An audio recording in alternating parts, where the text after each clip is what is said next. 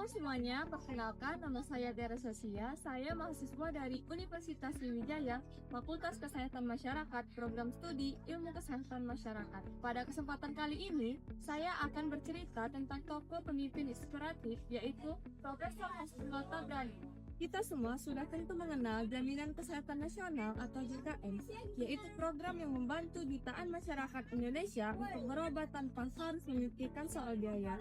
Nah, jadi Profesor Hasbullah Tabrani ini adalah tokoh di balik lahirnya sistem jaminan kesehatan nasional. Profesor Hasbullah Tabrani adalah seorang tokoh besar dalam dunia kesehatan masyarakat Indonesia. Beliau lahir di Jakarta pada tanggal 21 Mei 1954. Beliau menempuh pendidikan kedokteran di Universitas Indonesia dan melanjutkan pendidikan ke University of California, Berkeley di Amerika Serikat dan berhasil meraih gelar Master of Public Health dan gelar Doctor of Public Health. Dalam perjalanan karirnya, Profesor Hasbullah pernah menjadi guru besar sekaligus dekan di Fakultas Kesehatan Masyarakat Universitas Indonesia. Selain di dunia akademik, beliau aktif berperan dalam berbagai organisasi.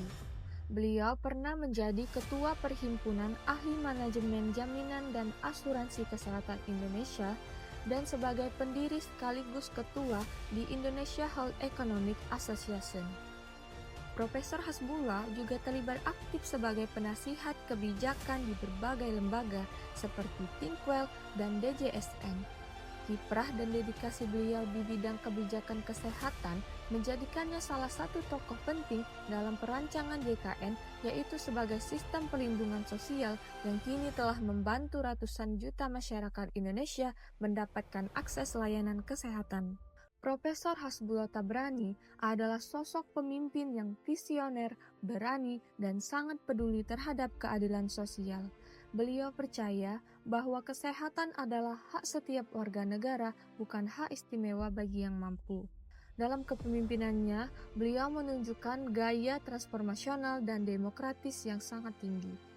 Sebagai pemimpin, beliau bisa membangkitkan semangat perubahan lewat visi yang besar dan contoh yang baik, tanpa memaksa orang lain, tapi menginspirasi agar semua mau ikut bekerja sama. Beliau juga terbuka terhadap kritik dan ide baru, dan selalu mengajak berbagai pihak untuk berdiskusi mencari solusi yang terbaik.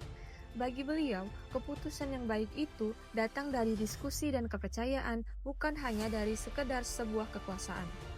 Selain itu, gaya kepemimpinan beliau juga sejalan dengan nilai-nilai yang diajarkan Peter Senge dalam The Faith Discipline, teori tentang bagaimana organisasi bisa terus belajar dan berkembang. Beliau adalah sosok yang tak pernah berhenti belajar, selalu berusaha memahami hal baru dan memperdalam ilmunya. Dalam menghadapi setiap tantangan, beliau berpikir terbuka, rasional, dan bijak. Ia juga mampu membangun visi bersama bahwa kesehatan adalah hak semua orang tanpa terkecuali. Beliau juga menumbuhkan semangat kolaborasi dimanapun ia berada.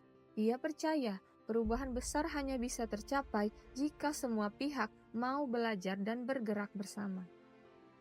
Dan di atas segalanya, beliau selalu berpikir secara menyeluruh, melihat kesehatan bukan sekedar urusan medis, tetapi juga dari ekonomi, pendidikan, dan keadilan sosial.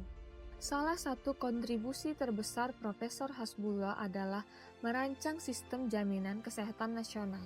Beliau menjadi sosok penting di balik penyusunan JKN, yaitu dokumen yang menjadi dasar pemerintah dalam membangun sistem jaminan kesehatan untuk seluruh rakyat Indonesia. Setelah melalui proses yang sangat panjang dan berbagai tantangan, akhirnya JKN resmi berjalan pada 1 Januari 2014. Kini, lebih dari 240 juta penduduk Indonesia telah menjadi peserta JKN. Capaian ini menjadikan Indonesia memiliki salah satu sistem jaminan kesehatan terbesar di Indonesia. Dari perjalanan hidup Profesor Hasbullah, kita belajar bahwa pemimpin sejati tidak diukur dari jabatan atau kedudukannya, tetapi dari seberapa besar manfaat yang ia berikan bagi masyarakat.